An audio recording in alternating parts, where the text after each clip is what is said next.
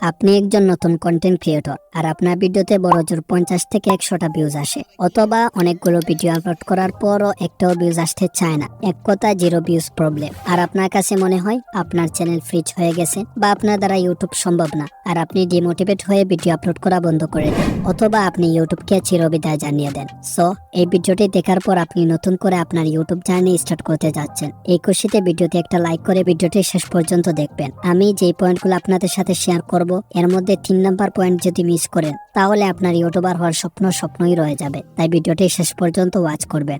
So let's begin. Point number 1, category.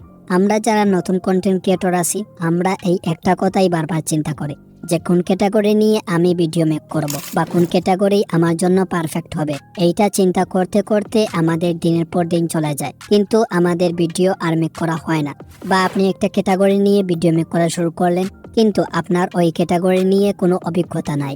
ধরেন আপনি take category নিয়ে ভিডিও মেক করা শুরু করলেন, কিন্তু আপনি টেকের টোটাও জানেন না। আর আমরা যে বাজারাই টেক ক্যাটাগরি নিয়ে ভিডিও মেক করি, আমাদের মিনিমাম 3 থেকে 4 বছরের ইউটিউব এক্সপেরিয়েন্স আছে, আর ওই এক্সপেরিয়েন্স গুলাই আমরা আমাদের অডিয়েন্সদের সাথে শেয়ার করি। কিন্তু আপনি কি শেয়ার করবেন? এখন বলবেন, ভাই আমি তো আপনার থেকে আরো 2 বছর আগে থেকে ইউটিউব ইউজ করি, তাহলে তো আপনার থেকে আমার এক্সপেরিয়েন্স বেশি। সেক্ষেত্রে আপনাকে একটা কথাই বলবো, ইউটিউব ইউজ করেই যদি এক্সপেরিয়েন্স ইউটিউবার হওয়া যেত, তাহলে সবাই ইউটিউবার হয়ে যেত।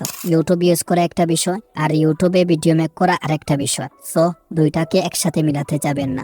এখন বলবেন, আরে বিংগ্রো ভাই, এত বকবক না করে এটা তো বলবেন আমার জন্য কোন ক্যাটাগরি পারফেক্ট হবে। তাহলে শোনো, ধরো আমি তোমাকে একটা ক্যাটাগরি সিলেক্ট করে দিলাম, আর তুমি ওই ক্যাটাগরিতে যে ভিডিও মেক করতে পারবে তার কোনো নিশ্চয়তা নাই। এটা সম্পূর্ণ তোমার উপর নির্ভর করে তুমি কোন ক্যাটাগরিতে ভিডিও মেক করতে পারবে। প্রত্যেকটা মানুষের নিজস্ব হিডিং কোনো না কোনো যোগ্যতা আছে। কেউ ভালো আর্ট করতে পারে, আবার কেউ মানুষকে সহজেই ইমপ্রেস করতে পারে।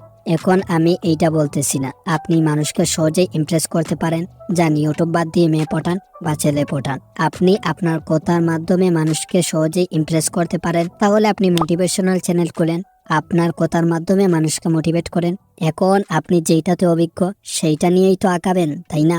বা আপনি ভালো আর্ট করতে পারেন, তাহলে আর্টস চ্যানেল খুলেন। এখন আপনি বলবেন, ভাই আমি দ্রুত গ্রো করতে চাই, তাহলে আপনি এমন একটা ক্যাটাগরি সিলেক্ট করেন যেটাতে কম্পিটিশন একেবারেই কম।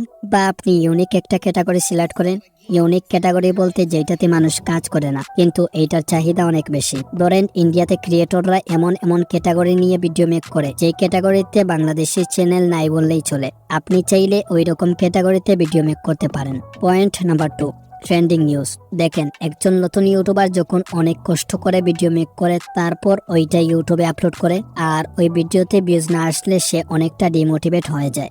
একটা নতুন চ্যানেলে ভিউজ আসবে না, এইটা স্বাভাবিক একটা বিষয়, কারণ ইউটিউব হলো বিশ্বের মধ্যে সবচেয়ে বড় ভিডিও শেয়ারিং প্ল্যাটফর্ম। তাই একটা নতুন চ্যানেলকে গ্রো করতে অনেক স্ট্রাগল করতে হবে। কিন্তু তার সাথে যদি আপনি ট্রেন্ডিং টপিক নিয়ে ভিডিও মেক করতে পারেন, তাহলে অনেক দ্রুত গ্রো করতে পারবেন। ধরেন আপনি নিউজ ভিডিও মেক করেন, তাহলে আপনার ট্রেন্ডিং টপিকের কোনো অভাব হবে না, কারণ বাংলাদেশে প্রতিদিনই একটা না একটা জিনিস ট্রেন্ডিং এ আসে। অথবা বর্তমানে রাফসানকে নিয়ে অনেক কন্ট্রোভার্সারি চলতেছে, এইটা আমার নতুন করে এক্সপ্লেন করার কিছুই নাই, আপনারা এই সম্পর্কে জানেন। তাহলে আপনি যদি রাফসানকে নিয়ে নিউজ ভিডিও মেক করেন, সেক্ষেত্রে হবে কি, রাফসানের যেই অডিয়েন্স গুলা তারা যদি আপনার ভিডিও সামনে পায় অবশ্যই ক্লিক করবে। বা আপনি যেই ক্যাটাগরিতে ভিডিও মেক করেন, আপনার ক্যাটাগরির সবচেয়ে বড় বড় ইউটিউবারদেরকে নিয়ে ভিডিও মেক করতে পারেন, এতে তাদের অডিয়েন্স গুলো আপনার চ্যানেলে অ্যাড হবে।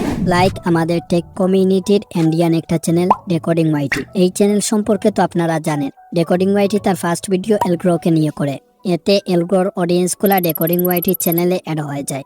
এইভাবে আপনি ট্রেন্ডিংকে কাজে লাগিয়ে আপনার চ্যানেল দ্রুত গ্রো করতে পারবেন। Point number 3, thumbnail. ওকে, একটা ভিডিওতে থাম্বনেল কতটা অবদান রাখে তা হয়তো আপনাদেরকে নতুন করে বলা লাগবে না। আপনি যতই কোয়ালিটিফুল ভিডিও মেক করেন না কেন, অডিয়েন্সরা আপনার থাম্বনেল দেখেই আপনার ভিডিওতে ক্লিক করবে। তাই অবশ্যই থাম্বনেল প্রফেশনাল করতে হবে। শুধু প্রফেশনাল হলেই হবে না, অবশ্যই ক্লিকেবল হতে হবে। এখন আপনি প্রফেশনাল করতে গিয়ে আপনার থাম্বনেলে টেক্সট বা অন্যান্য জিনিস দিয়ে ভরে ফেললেন, ভাই এইটা থাম্বনেল, ঘরের বউ না। ঠিক আছে, হ্যাঁ। ধরেন আপনি আপনার থাম্বনেলে অতিরিক্ত টেক্সট ইউজ করছেন, অডিয়েন্সরা কি আপনার ভিডিওতে ক্লিক করবে? ওকে, এই বিষয়টি সহজভাবে এক্সপ্লেন করি। আপনি যে আপনার থাম্বনেলে অতিরিক্ত টেক্সট ইউজ করছেন, অডিয়েন্সদের কাছে কি এত সময় আছে আপনার টেক্সটগুলো সময় নিয়ে পড়ে তারপর ভিডিওতে ক্লিক করবে? একদমই না।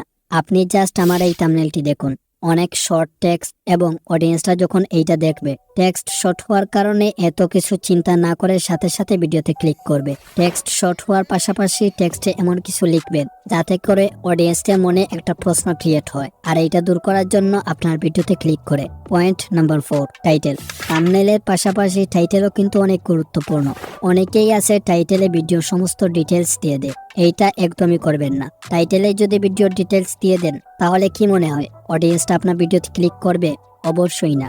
আপনার টাইটেল এমনভাবে লিখবেন যাতে করে অডিয়েন্সদের মনে একটা কিউরিওসিটি জাগে আর তারা আপনার ভিডিওতে ক্লিক করে। এখন আপনি বলবেন এমন টাইটেল কিভাবে লিখবো? এমন টাইটেল লেখার জন্য আপনি চ্যাটজিপিটির হেল্প নিতে পারেন। তাই গুগলে সার্চ করবেন চ্যাটজিপিটি, তারপর লগ ইন করে নেবেন।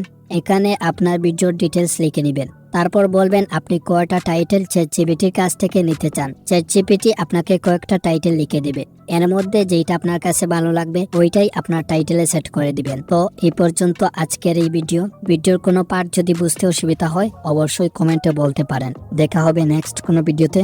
সেই পর্যন্ত ভালো থাকুন, সুস্থ থাকুন।